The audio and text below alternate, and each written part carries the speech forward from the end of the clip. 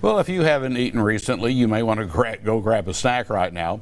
KRBC's Noah McKinney is taking us on yet another trip through the ages, but this one stops are all you can eat. Take a look into the history of Abilene's oldest operating restaurants in a special report you'll find only on KRBC. What is it that sets your favorite restaurant apart from all the others?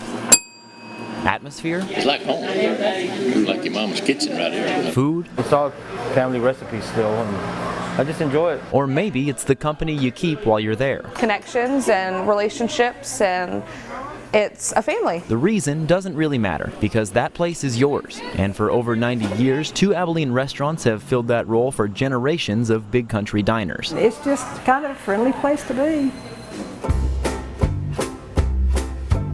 Abilene was quite a different place in 1931. This was a dirt road and nothing south at all. There was a dairy across the street called Banner, and the man that owned it was Mr. Dillingham. He built a little stand over here on the corner for his guys to have somewhere to eat. Pig stands were a popular place to pick up a pulled pork sandwich, but the Dixie Pig wouldn't be born for a few more months when Dillingham sold to Mr. Charles Langford. He kept it with the little stand for a while, and then he changed it up. Like in the late 30s, he fixed it up. For 40 years, the pig grew until 1981, when current owner Barbara Bradshaw got a visit from Jerry Armstrong, her mother-in-law. She said, "I'm bored," and I said, "Well, go to Vegas, lose your money, do something." She said, "No, we're going to lease the Dixie Pig." And though she wasn't initially on board, "Give your notice, we've got it."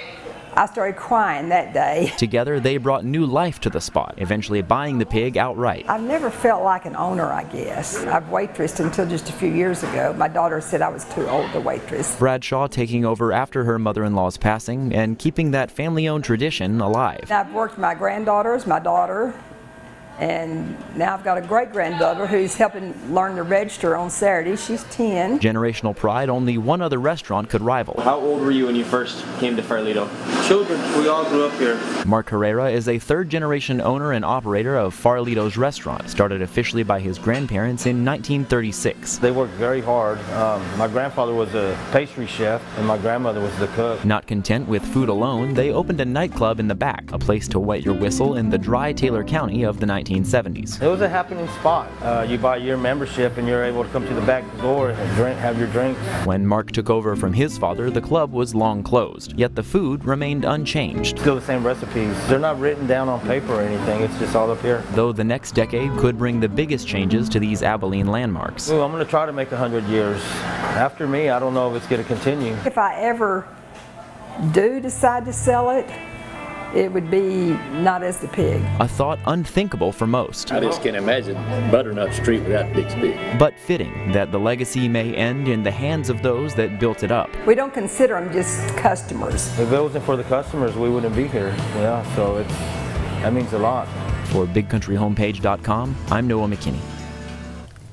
Thank you, Noah. And it should be noted that Farolito's founders, Cristobal and Barbara Herrera, did start their restaurant venture in 1931, but Farolito Cafe did not see lasting success until 1936 when it was officially founded.